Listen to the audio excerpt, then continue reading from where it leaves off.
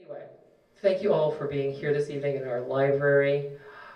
E.R. Anderson has been such a wonderful friend to the Georgia Center for the Book over the years. It is such a fantastic relationship. He will call, he will say, hey, we have something, do you guys have a date available? I will call and ask for a little bit of money, or hey, could you do me a favor, poke Dorothy Allison and see if you can get her to answer an email. Not Dorothy Allison, Mab Segrest. Anyway, well, I mean, if you had a crystal ball, you could like have a seance and then ask Dorothy Allison that way. Anyway, but it's been such a wonderful relationship working with ER over these years, and I can think of no better person to bring this program and to kick this evening off than he. So will you please join me to welcome the director of Charis Circle, E.R. Anderson. Thank you, Joe. I was going to talk about our outlaw spirit, but I think Joe's already embodying that fully. So it's really great to see so many of you and so many people I know who are part of our many communities. I will just say that our outlaw spirit is alive and well. And I'm using the big our, because not everybody in this room is trans, not everybody in this room is queer. We are still recruiting if you want to join, but you don't have to. We'll take you along with us in our hunting parties if you want. But, I work with a lot of trans young people, and one of the things that I'm aware of is that for those of us who came of age before gay marriage, before trans visibility became a thing that we were sort of seeking through legitimate means, right, by changing our IDs and all that, we just were outlaws, and we knew we were outlaws and it was okay. We maybe didn't feel very good about that, but we built culture around our outlawness. And one of the trade-offs of seeking legitimacy is forgetting how to teach our younger people how to be outlaws. And so it is time to remind ourselves and to help our younger kids and folks who are newer, regardless of their chronological age, newer to queerness and transness, how to survive in inhospitable conditions. And one of the ways that we do that is through culture and through writing. And Samuel Ace has been bringing that language and that culture to us for decades now. He is truly one of our trans elders, not chronologically only. We're going to let you earn your flowers for your chronological transness, but also you've been an elder of our culture for a long time. And Sam is somebody who brings our people together in the space of Charis through our monthly Meet Me There series, but also just brings people, and especially poets, together from across the country all the time. And that's what we need right now. We need to be building nationwide and global networks of people who know how to speak truth to power, and know how to be weirdos and freaks and kinky, dirty people in the best way possible. Because that's part of our culture, right? We've tried it the straight way, we've tried it the clean way, and that hasn't gotten us very far. So I think we got to go back to trying it the old way. And so we have great models for that. And I think Torrey Peters is part of that lineage. When I read Detransition Baby, I was like, oh, fucking finally, yes. And so many people have talked about Detransition Baby as the first great literary trans novel of this moment, of this generation, right? But when I read Stag Dance, which of course includes stories that have been previously published and belovedly handed between trans people before, Stag Dance is like, oh right, fucking finally, yes, the next one, the next thing, it's a new iteration.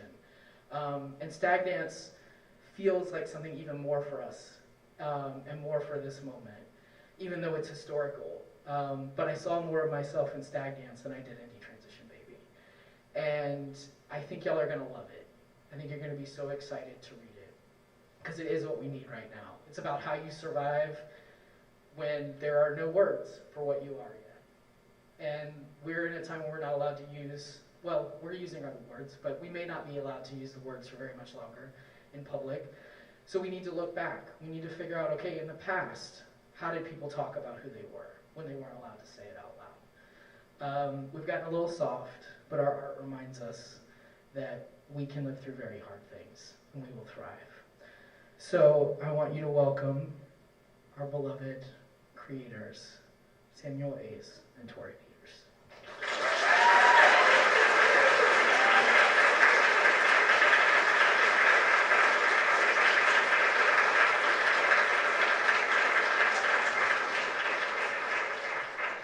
Those were incredible introductory speeches. In fact, normally what you just said is like my rousing finish. You've like completely preempted me. I'll have nothing to say now. And you did it better than I do it too. Really frustrating. Hi. Hi, Torrey. Oh, I'm so glad to be here. Hi, everyone. It's just what a great crowd, and thank you, ER and Georgia Center for the book. I am just thrilled to be up here with Torrey Peters. Thrilled to be here with you. Yeah, same. Yeah, I think we talked about this a little. I think Torrey is going to start with a short reading, and then we'll get into a conversation and maybe interweave some readings. Yes? Sure, yeah, that sounds great. Yeah, that sounds good. Well, so if I may just give like the elevator pitch on this. So this is a collection of 4 pieces. Nobody really knows what to call it, honestly. The Americans call it a novel in stories, but it's not really a novel, nor is it stories. They're like kind of they're all weird lengths. The Germans call it a figure in 4, very German of them. And I think the British call it a quartet, which is nice. Anyway, so there's the 4 pieces, each in a different genre, kind of taking on a different aspect of gender. And I'll probably end up reading from the eponymous story Stag Dance, but I'll just start out like maybe with the middle story, which is called The Chaser. And it's in the voice of a bro. He plays soccer. All right, so we'll just start with this. The reason that Robbie had a slight odor, like leaves decaying in the fall. I'm going to do this in my bro voice. The reason that Robbie had a slight odor, like leaves decaying in the fall, is that he didn't shower. He didn't shower because the boys' dorm only had a gang shower, a beige tile room with 4 shower heads poking out from the wall. Robbie hated getting naked in front of the other boys, for anyone to see his chubby feminine body and his tiny cock. I didn't like the gang shower either when I first got there. It seemed like some weird holdover from the 1950s, something that should have been modernized after the sex panic that society had gone through when it realized that boys could be molested too. But nope, the Quakers never got the memo. Probably thought it built character. Back in the suburbs, my friends would have called our shower room super gay. All of us soaping up in front of one another, but that's not how things were at boarding school. The homo thing was to be afraid of looking at one another's bodies. The hetero thing was to just dangle your dick out while talking to each other, acting like you couldn't care less about the other dicks pointing back at you. And then, even to outman each other, we would just be naked all the time. This one kid, Kyle, he took the shower head off the pipe so the water came out in a hard stream like from a fire hose, and he'd wash his asshole in front of all of us with the same chill that he brushed his teeth. We all started doing it. We called it the power shower. If you wanted to show you weren't homo, you just get that power shower up your ass in front of the other dudes. It was this weird posturing, and it was effective. I respected Kyle. He worked out, he listened to hip-hop, and he washed his ass with the equivalent of a pressure washer like it was no big deal. Weird flex, but still, impressive flex. There was only one toilet stall that had a door. It was suspect if you took a shit in that stall. If a kid was in there, the other kids wouldn't let him shit in peace. What are you hiding, bro? You jerking off in there? We had this one toilet by the window. Some kids destroyed the entire stall around it, so to punish us, the head of the boys' dorm refused to fix it. We called that toilet the throne, because upon it you could just hold court, surveying the entire dominion of the bathroom while you shat, And not only did it occupy the position of prominence within the bathroom, it was right next to the window. So to show off, you could lean out and call it to any girls that were in the square as you plopped in the water. That was the alpha move. The confidence to shit like you weren't shitting at all. Anyway, I got placed with Robbie as my roommate the fall semester of my junior year. He had to ditch class so he could shower when no one else was around. He'd get detention, but the trade-off was worth it to him for the occasional shower in peace. Early on, I tried to explain to him if he didn't want anyone to think he was a fag, he just did not care what we thought about his body. But of course, he didn't necessarily want us to think he wasn't a fag. Not only did he care what boys thought of his body, some part of him wanted boys to notice his body, even if he couldn't bring himself to say that. That's how it is for girls too, I think. They want us to notice their bodies, to obsess about their bodies. And that's why they can't show them to us. A power washer up the ass might ruin the allure. I'll stop there for this one.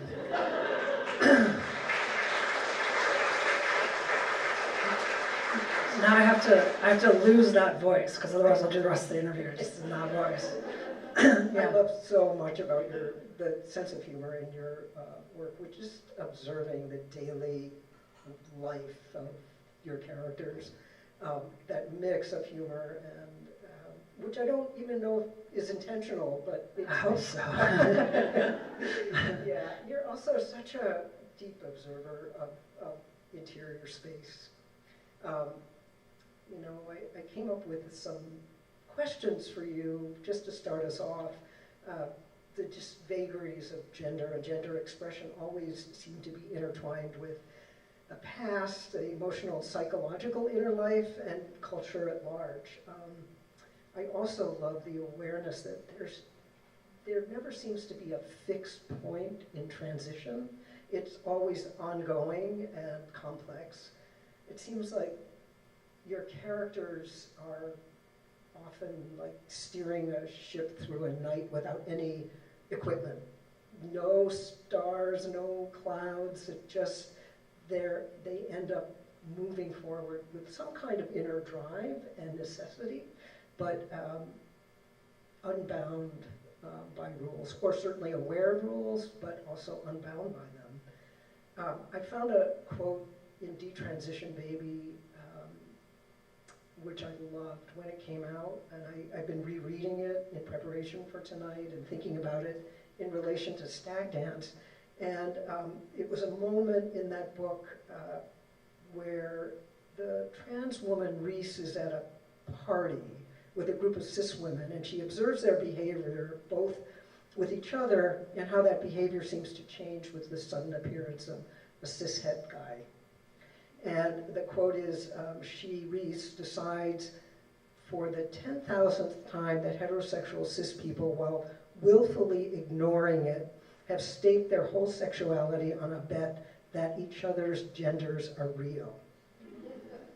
And in the stories in Stag Dance, the position of the trans woman in observing not only her own self, but everyone around her, trans or cis, allows your readers a window into the complexity of human behavior when it comes to gender, and much more. I love I didn't know what to call it, the not knowingness of Babe Bunyan in Stag Dance, a person who hardly knows himself, but as they follow their desire, they do begin to know. And the reader is in a state of becoming along with them. Babe's actions also reveal devastatingly the fears of everyone who surrounds them, all of their attachments to their gender identities that they feel that they want to protect. Also, that happens in The Chaser, which you just began to read. This character who privately explores his sexuality and possibly his gender identity with someone who ultimately is much more comfortable with it, and then, but the narrator can't sustain it in relation to his family, community, the culture at large, his own sense of his gender, or his idea of his gender identity. Would you like to talk a little bit more about that? Yeah, I've been very interested in characters who don't know things, which seems like not a good place to start stories, but for me, it's worked. So for instance, like, I think it's because like we're all like kind of surrounded by discourse all the time. We're surrounded, by this is what you should think because of the internet and the language and things like that. And a lot of these stories are about kind of trying to remove a lot of that and actually see what you actually feel. So I think like maybe 4 characters in this entire book like actively identify as like trans in that political identity kind of way, and everybody else is just feeling things. So like the bro chaser that I just read, for me that was very interesting to write that character who is hooking up with his roommate Robbie, and it's unclear what Robbie is to him. And it's also somewhat unclear to us, because if you know me and you know who I am as an author, you might say, oh, Robbie is a pre-transition trans woman. But of course, like in the time of the story, Robbie wouldn't even know that. So it's hard to say what Robbie is. And then for the chaser, or for the narrator, he acts cruelly to Robbie, but it'd be hard to say exactly the structures of why he's acting cruelly to Robbie. Like, is this homophobia that he's experiencing? Is he detecting some sort of femininity, and is it misogyny? And actually, at some point, what is gained by being able to name that stuff? I'm kind of interested in like going back to this is what they do to each other. These are the emotions, and then you feel that, and then you start to try and name it instead of going and sort of feel it and rediscover it and be like, oh, actually, this is what's going on, and I don't like it. It feels bad this way, or things feel this way, and you can kind of approach it in a way. If I start by saying, this is homophobia, then the reader comes in and is like, well, I already have my opinions of homophobia, and they don't experience the emotions, and they kind of don't rediscover it. And I think especially in this like moment, everybody's got their ideas, their defenses, all this kind of stuff. And so by having characters who don't know things, you can kind of also have readers who don't know things, and then the readers who don't know things are willing to go places that they otherwise maybe wouldn't. So that's my kind of idea of like these characters, and I think Babe Bunyan in the Western that's in here like especially doesn't know things.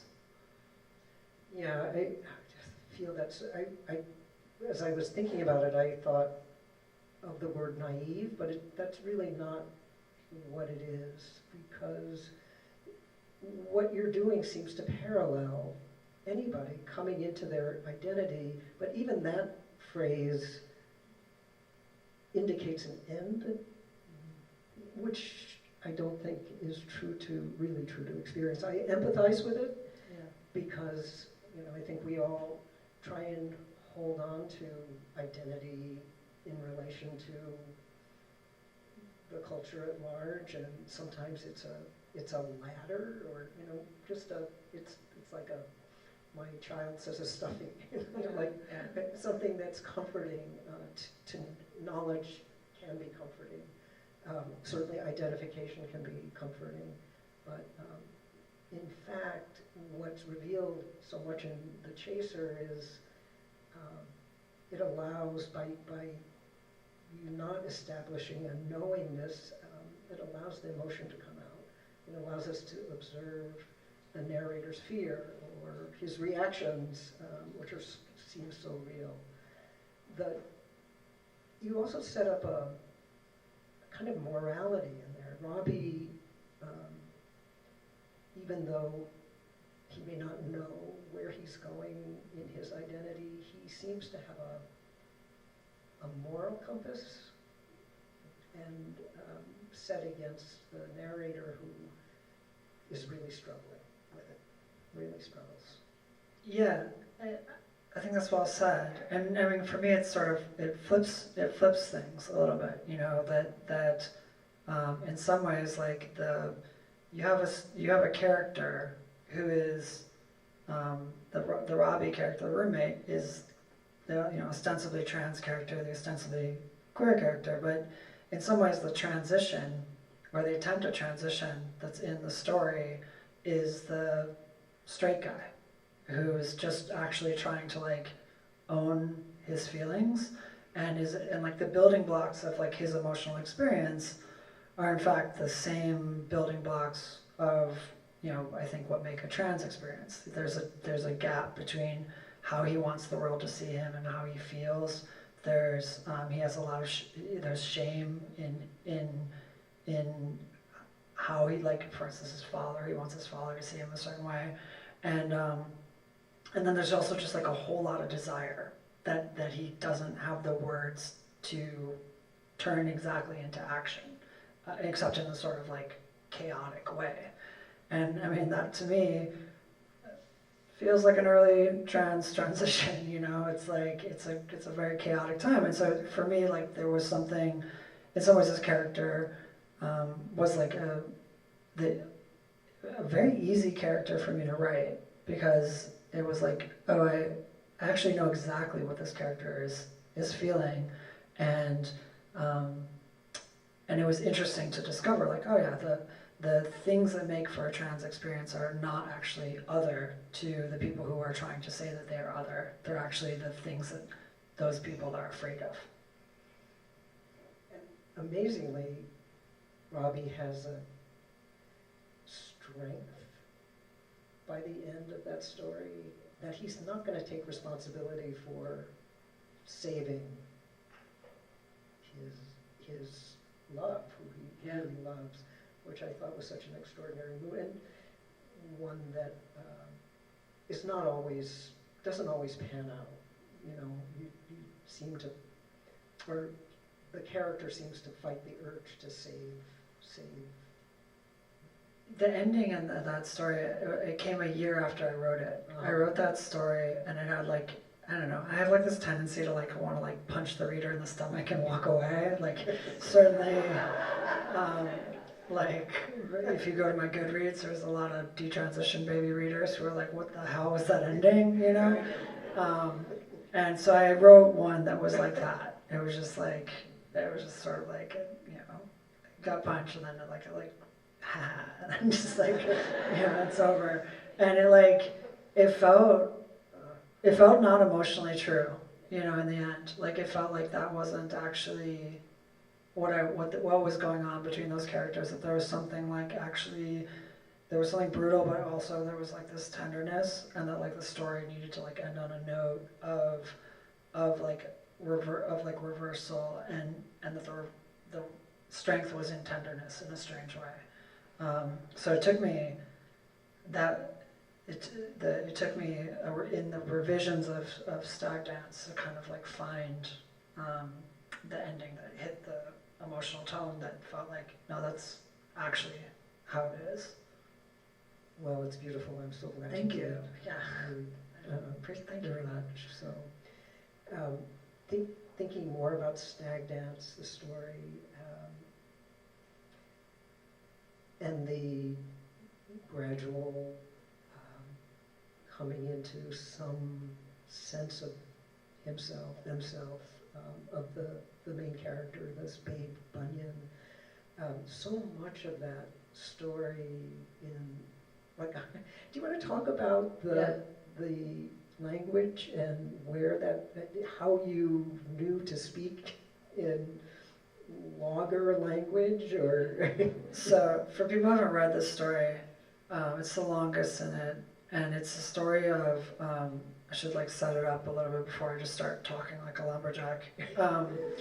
It is a story about an illegal logging camp, and this is based on like historical research that these loggers they do these illegal winter logging camps, and they go out in the winter time and they cut a bunch of trees and drag them in the snow when there weren't timber inspectors off of like government or otherwise. They like kind of poach the land. They're called like timber pirates. So they'd be out, all these men alone in the winters, and they would get very lonely, and they would do these dances with each other called stag dances. And these were like all over the West, not just the loggers, but you'd find them in the Civil War. There's like some old engravings of soldiers dancing with each other. They'd be in mining camps, they'd be in railroad camps, like all these places where there are just a lot of men. And what they would do is some of the men would volunteer to go to the dance as women. And I found this book called Redressing America's Frontier Past. And in that book, they said that one of the symbols, if you're going to go to the dance as a woman, was to take there was lots of like burlap cloth around, was to take like a burlap cloth and cut out like a triangle, and you hang the triangle upside down from your crotch. The symbolism is probably evident to anyone here, but I was just like, this is so on the nose. Like, this is so extreme. Like, and also like the fact that like an upside down triangle became like a symbol of like gayness in the 20th century. It was just like, I can't not use this. So the story is about Babe Bunyan, who is the like strongest, he considers himself to be like the ugliest, like strongest lumberjack. And he decides that we're going to put on a dance. He decides he wants to go to the dance as one to be courted. They call them the Scooches, and he has like a rivalry with like the twink in camp. He picks this rivalry. He's like, you're the young pretty one. I'm going to compete with you for the love of Daglish, who's the job shark or the guy in charge of the camp. So that's the plot of it. And then I was writing it, and like I just found this like very specific lumberjack voice for it, which it came from like a number of things. One was just like this weird kind of Americana cadence that I liked, or syntax. And then I also found a book from 1941 of logger slang that was compiled by the children of loggers, and the words are just, they're great. They're like chewing tobacco is Scandahoovian dynamite, which even if you say it, you don't even want to say Scandahoovian dynamite. You want to be like Scandahoovian dynamite. You know, like it's just like there's something about that. An egg is a cackleberry because like hens cackle and they lay eggs and you pick them and that's a cackleberry. So anyway, I just started writing in that voice, and I don't know, to make it make sense. Maybe I can read just a little bit. Yeah, is that cool? If I read just like, 'cause I say it to people and they're like, I don't no idea what this sounds like, but I'll just do like the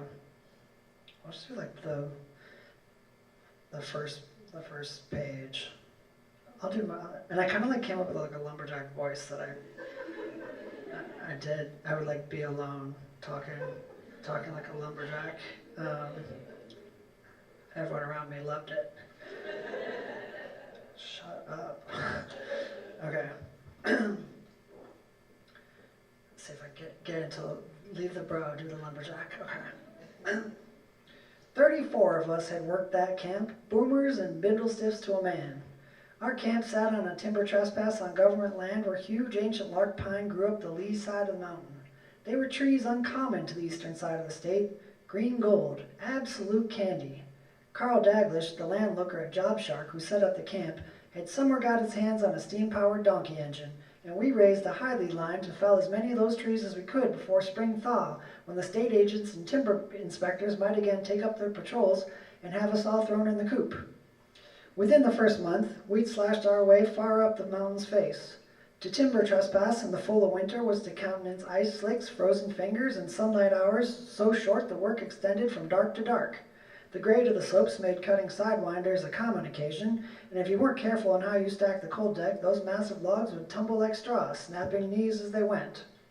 All of us had signed on with Daglish for the long winter freeze in return for a hefty cut of outlaw profits, a quantity of dough that legit operators never offered when they paid by the inch.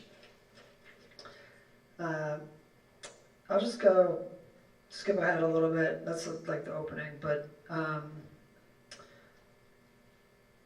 for here, like this is when they propose a dance.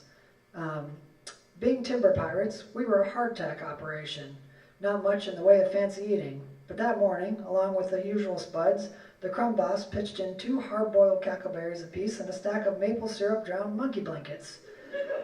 I guessed it was an apology of sorts from Daglish, a way of buttering us up. He'd been up since dawn, with a pinch of Copenhagen deforming his upper lip, and he was spitting, glad-handing, and clapping shoulders like he was getting into politics. Finally, he stood on a deacon's seat and proclaimed that we'd all been cordially invited to the first annual winter jungle dance, to be held a fortnight hence. Formal attire requested, but tin pants and long johns accepted, so long as you wore your long johns on the inside. At that, he shot Boomer Campbell a blamesome look, because Boomer always wore his long johns over his pants on the outside. Boomer Campbell insisted that his reverse order of wearing was the warmest, but after a month in the woods, his long johns were a disgusting sight. "My long johns stay out," yelled Boomer, "excepting when there's women present." Daglish did a little impish skip on his deacon's seat and grinned. For a heavy-set man, Daglish was nifty on the toe, prone to fancy hoofing. He had thick dark hair that stood and glistened in an unwashed wave, a handsome man of a thickened sort. Before he worked as a timber cruiser, whispers were he had fled North Dakota after a healthy career as a firebug. Maybe you had a barn in need of burning for insurance reasons? He contrived to strike those lucifers to the kerosene taste some Sunday morning while you were in the pews. A godly alibi. "I'm glad you mentioned women," Daglish called back to Boomer. He unfurled a yard of brown fabric, the fabric that I later thought so much about, and held it up for us to see. I stood at the edge of the crowd, peeling my cackleberry of the last bits of shell, and I was curious to see what some brown fabric had to do with women. Then Daglish produced a pair of shears and cut off the corner of the fabric into a small triangle, with the hypotenuse maybe 3 inches in length. He held up the triangle between his cracked and reddened fingers. "We'll do our stag dance the way I learned in Saskatoon," Daglish declared. Some of the other men snickered, but I had no notion as to the nature of a Saskatoon dance. "Any man that desires to go to the dance as a lady, you just cut yourself off a brown triangle and you print it right over the fly of your pants, and that's how the rest of us know you're looking to be courted." He demonstrated by holding the triangle pinched between his fingers in an inverted position right on the front of his crotch, so it hung like a fat, flat bush, an ersatz twat. To my left, Brunswick Bob, a wire... Well, let's just stop there. Yeah, you get the idea. So the whole thing is in lumberjack vernacular, which actually just opened up a whole. I loved it. It opened up a whole new way of expressing things that to me I'd heard kind of expressed the same way for 10 years. In some ways, expressing them in new ways, defamiliarized what I had begun to stop hearing because I just heard the terms. Like a term like gender dysphoria, right? The lumberjack is not going to use, or Babe Bunyan's not going to use a word like gender dysphoria, and I would, in my daily life, I guess say gender dysphoria, but that word, you don't feel it. It's just like clunk, it's not, it doesn't hit. So he says, "No mere has ever befriended me." That's what the lumberjack says. And that feeling, when he said it that way, I was like, oh, I know that feeling. The mere has not befriended me. And that, to have to find the phrases as he would say them, not as I would say them, made me rediscover so much of what, had begun to sort of recede into the language that I think is commonly used. I mean, you're a poet. I don't know why I'm telling you this. Well, to say you're a poet, I mean, that seems to be about poetry, kind of defamiliarizing oneself with either medicalized language or these signs of language that we use so easily now that really don't get to the emotional basis. So, what a great discovery to use that language and to be in that place, which you do so well. And it helped me kind of discover what I actually thought too, not just, I was discovering what he thought, but that helped me discover what I thought, in some ways it was what is this? It took me a long time to write this, and it was a lot of the time I was like, what am I actually saying, and I think it's about a little bit things that were hard for me to actually discuss in everyday language, things like who gets to transition, and whose transition is felicitous or infelicitous. He's this character who's really, really tall, really huge, and he finds it his transition, like, well, he doesn't call it a transition, obviously, but, you know, he wants to wear the triangle, and everybody laughs when he wears a triangle, but when Lisa, who's like the young, pretty character, wears a triangle, everybody wants everybody wants Lisa. And he feels that that's, like, horribly unfair, you know, and, like, why should it be so easy for Lisa and then so hard for him? And, you know, that's something that, like, I don't really talk about. I think that's a hard thing to talk about, actually, in our moment, to be like, you know, because I think the idea of, like, kind of the politics of this moment is that you declare a transition, you declare a gender, and everything's equally valid. But in fact, you're constantly negotiating with the entire world in unfair grounds. You know, some people have more money, some people are born in certain bodies, some people had childhoods that help them with that stuff, and some people's transition is 2 steps, some people's transitions are 20 steps. Some people are tall, some people are short, some people Yeah. are...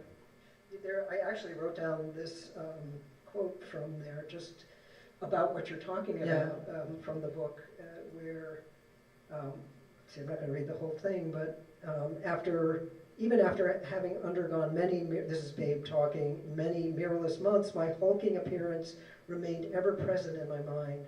I recall well how the manly aspects of a person can overgrown and overtake him, cancer-like, to become beastly and monstrous, the way canker causes a tree to encrust itself in bark so thick that it comes to appear deformed and tumorous in its own treeness. I know it, damn it. Believe me, I am mindful of begging the leap of faith. So talks about what you were saying. And, you know, that's, like, something that I think is, like, you know, it's an uncomfortable subject to talk about, even amongst other trans people, you know, and somehow it, like, allowed me, like, to do it with a lumberjack, you know, kind of, like, allowed me the freedom to actually talk about things that were, you know, outside of kind of the normal discourse, outside of this kind of thing, and I could say, like, oh, let me try and actually talk about why this is painful. Let me talk about how it's painful from, like, every side of it, you know? There's a character or appearance of this mythical creature called the agropelter, which I found so fascinating and wonderful as it appeared as this kind of lurking in the trees. You never quite see it, and it's almost like a Frankenstein-like being, just whose outward appearance is terrifying, and it has this monstrous look to it, but it's full of rage, but also this, I don't know, I felt like it was almost this, correct me, please, as spiritual embodiment of transness, or Babe's I was going to say alter ego, but not. It feels like it stands in for him in some way. So, yeah, like, I had, like, a pretty neat, like, and by neat I mean, like, clean explanation of the agropelter when I first started writing, where I was like, I felt like, okay, it's like daily for me, you know, no matter, like, where you are, if you're trans, like, occasionally you have these moments of failure, like, where you're trying to come across a certain way. And I think actually this is true not just for trans people, but for everybody, that, like, we all have kind of, like, what we want the world to see our gender to be, like, you know, like, and I was reflecting on this as I saw, like, Elon Musk, like, waving a chainsaw, you know. I was like, I see what you're going for, you know. You're not hitting it. And that actually happens for everybody, right? Like, we all try to do a thing and then we miss it. And the thing is, like, for me, I think that the idea is that, like, okay, well, I'm in one gender, and if I try for something and I fail, like, I stay in that gender. But in fact, that's not what happens. It's like when you fail, when you aspire and fail you like fall into like this monstrous, you know, like if I have a moment of gender failure out in the world, people aren't like, oh, you're a man, just come with me, buddy, we'll hang out all day. You know, like they're like, you're now some monstrous creature. And so the agripelter was originally that kind of monstrousness of like Babe's perceived feelings of that, like kind of in this cryptoid form. But I slowly just started taking away like sense. And I like, in the same way that I like characters to not know, I was more and more interested in like, well, that seems too clean. Like that's like my theory explanation. And it's not actually like what is scary and out there and that you can't name. Like that in some ways like a Bigfoot cryptoid is interesting because it can't be theorized. You know, and so, you know, if someone was to ask me like, what is that agripelter doing? I'd be like, well, here's my theory take on it. But actually, you know, that story was a lot about me learning to like trust a reader to like do things with less and less sense. You get that? So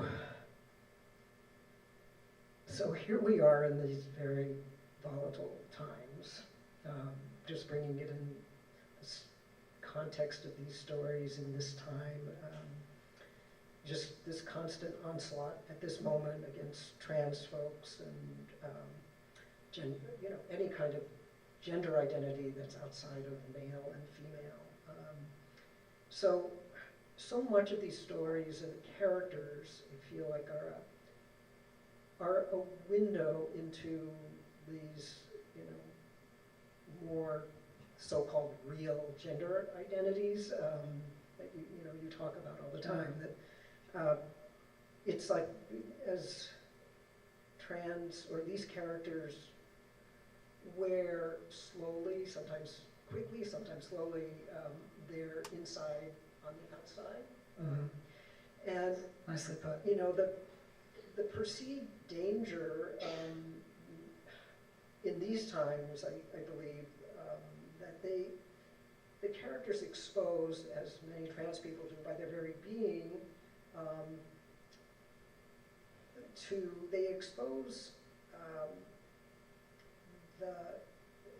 those people who work so hard to, whether it's conscious or unconscious, of protecting some image of their gender identity. And then those are the people who then want to destroy or are just furious or want to bury anybody who challenges that identity.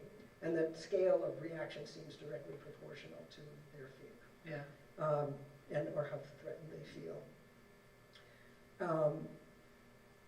I think what you do so much in your characters is expose that. It's like trans folks or these characters who are revealing their journeys, for lack of a better word, expose the falsity of that reality that so many of us are forced to look at all the time. Which is, can you talk a little bit about being a writer who is trans, but also a writer at this time? Yeah, I'll say one thing about what you actually said, which is like, you know, you had said that quote where, I'm not going to be able to quote it right, even though it's my own writing, where you said like, heterosexual people have staked so much on the idea that their gender is real. The following line is that if they just admitted it was a lie, they could indulge in all sorts of new hot activities, you know? And that's actually like, I think the two things is like, you know, it's a lie, oh no, or it's a lie, that's hot, you know? And so for me, like, I find it to be that it's just true, but there's this kind of two roads that people take. You know, just speaking of like like kind of sexuality. The final story in this collection is called The Masker, and I think it's probably like definitely the most dangerous story. I wrote it a long time ago in a different era, and it's the story of a online sissy, like into like force femme, and she goes to Vegas, and she meets two people. She meets like a respectable trans woman who's like, here's how you should be a woman, and here's how to do it. And then she meets a fetishist who's wears like a full body silicone woman suit, which I said on NPR the other day. Really awkward. I also said it on the BBC, but I haven't heard how that went over. Anyway, the story is really about kind of like this choice between this like false choice that we're trapped in because of I think the context of transphobia of like, and the history of like medicalization of like, you can be a respectable trans woman with no sexuality who just does the right thing, or you can be a fetishist, but you can't be like a trans woman with sexuality, because when you have sexuality as a trans woman, it's like that's what makes you that's what gets weaponized against you. You know, that's why we can't have trans women in the bathrooms, we can't have trans women in the locker rooms, because they have sexuality and therefore they're dangerous.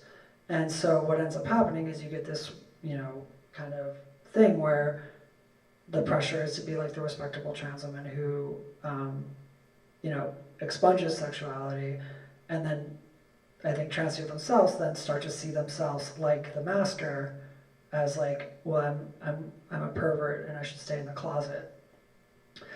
And for me, that the story doesn't, like that's my opinion, that's my interpretation of the story.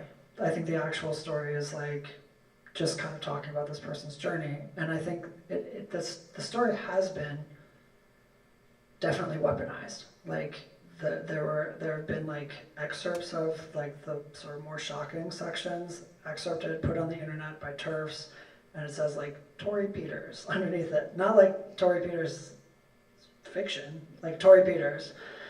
This is who I am and what I'm into. And I think that that was annoying, but ultimately I think it's worth it. Like, I think writing stories that like talk about shame, that like can be kind of liberatory in like, that like here's a false dichotomy and here's how the false dichotomy feels, that's liberatory, and that weirdly, maybe not even weirdly, but just that there are a lot of people who came up to me in that story and they saw this, what the character does things that are not great. And then you could say like, oh, this character is like a really negative role model, this character is weird and scary. But actually people saw that and they were like, I too am stuck in this dichotomy, this false way of seeing things, and I see somebody fucking up in that, and I want to do something different. And that it's that impulse itself that can be kind of liberatory in fiction. And so it's like, for me, I'm kind of like, this story will be weaponized against me, probably be weaponized against trans people. But then I also am like constantly weighing that as a writer against what I think trans people finding stories and language for their actual experience and the ways that can free them. And that's kind of like the balance that you make as a writer. And I think that there's like, you know, I'm following in the footsteps of writers like Toni Morrison, who wrote Bluest Eye, you know, and the situation in Bluest Eye is like, you say, well, these are terrible stereotypes, these are terrible situations, but it's that situation that reveals the ambient racism that creates it. And similarly, you know, I think The Masker is created by an ambient climate of transphobia. Have you been reading my notes? That was actually my next question. Really, about that, what I appreciate so much about that story is that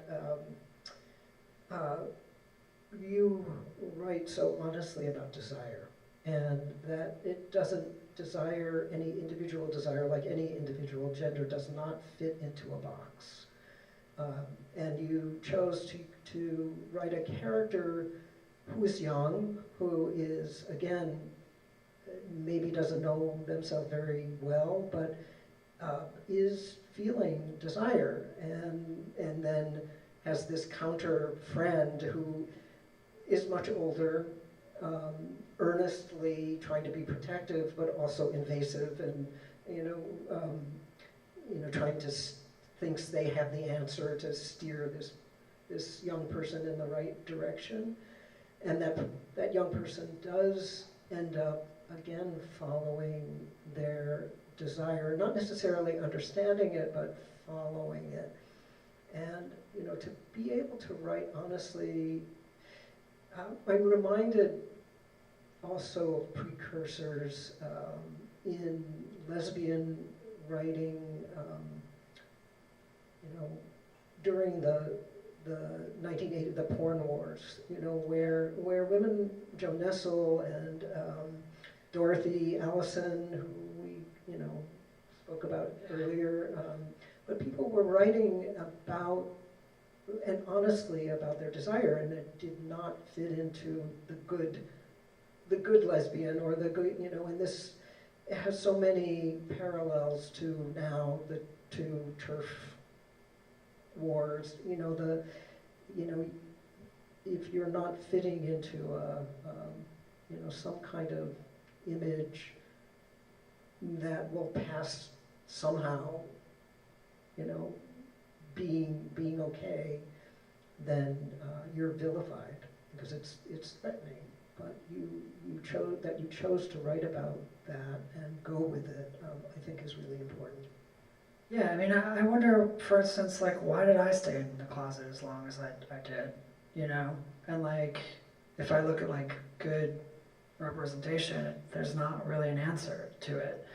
But, like, so, for me, the story is set in Las Vegas, which I think of as sort of like the closet as a city, It's like, what happens in Vegas stays in Vegas, that's the appeal. And that's the appeal of the closet, too, that, like, that the masker is someone who, like, thinks that he can, I think of the masker as, even as everybody trans in the book is like, this is not us, this fetishist is not us. I think of sort of the masker as a trans person who's, like, made a bunch of negotiations with himself to basically be like, well, if I just come to Vegas in a mask 2 days a year and have my, like, sex and my fun and whatever, I can live my life as a doctor in Los Angeles, the rest of, and it's fine, and I can make this balance.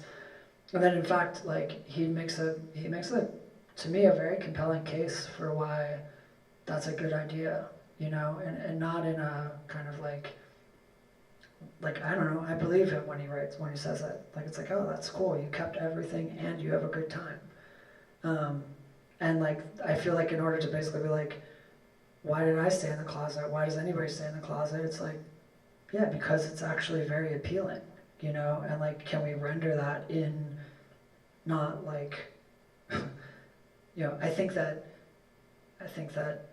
right-wing people make arguments for why that's compelling, but, like, can we actually acknowledge why that's compelling and then make stories out of it, and, like, what that actually costs you when you, like, it feels good, and what does it cost you? That's the other thing I think about when I'm trying to do that story, and why I think it's worth it. Even though I think there'll be sometimes political consequences to the art that we make. We've been going on for quite a while. Well, it's lovely to talk to you. I'm happy to answer your questions all day. It's wonderful. Same, I'm so happy. I guess one final question. Well, there are a couple. This is a structural question. Okay. This is not just because you did it so well in Detransition Baby, and in the first story in Stag, in the book, where you go back and forth in time, sometimes forward in time, and stay in kind of a present all the time, which I think is such an effective writing. It serves to reveal a backstory, but also how that backstory is constantly informing the present, and especially when the backstory is present, is in the present tense. I literally stole that from Quentin Tarantino. Like, I can diagram it. It's like, that's Pulp Fiction. And it's like, it's just two timelines that are then chopped up this way, and at the end, the past loops into the ending, which is here, the past loops into the future.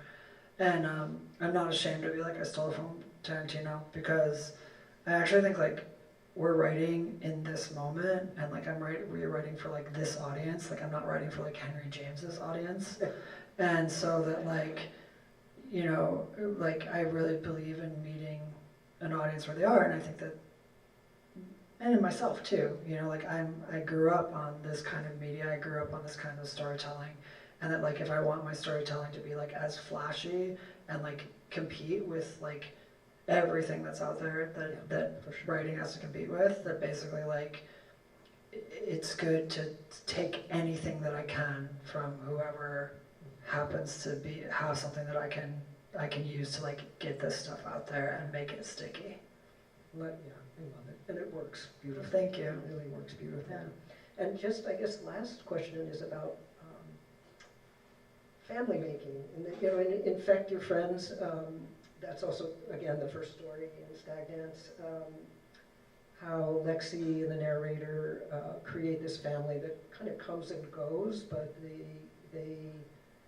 Lexi, in the end, we find her creating this kind of community after an apocalypse, basically. And you also, obviously, in Detransition Baby, explore different versions of family making. I was really, as a parent, I was really struck by this quote of Ames's in Detransition Baby, where you talk about how children make studies of their parents. He's coming to the conclusion that he may not want to have a child, because, this is the quote, children decipher them, propose theories about their behavior, turn them this way and that, examining every flaw, and continue to do so long after parents themselves are gone. In stories at the therapist's office, at holidays, the study of the parent never ends. Ames' child will know him, it's inevitable, and finally there an answer: he does not want his child to know him as he is. Would you want to talk a little bit we don't have to go talk about Detransition Baby, but just the idea of family making and all of that it brings up in looking forward into the future. I was just thinking about that in relation to just queerness in this time as an individual expression of life, but somehow gets changed in family making. Yeah, I mean, I tend to think of family more metaphorically than literally, at least in my writing. I've not really, like Detransition Baby, I think like the overarching kind of metaphor of family there is motherhood, and I would say that like in this collection, the overarching metaphor is sisterhood, because I think that actually sisters are like, you recognize kin in a sister, but also because you know your sister so well, there's a capacity for cruelty and vulnerability that you don't have in like other things. And so I think almost all of the relationships in this collection are sisterhood relationships with like the kind of cruelty, the possibility for cruelty and vulnerability that sisterhood brings. I will say one thing about kind of like, maybe to close it out and to, since my rousing speech was stolen,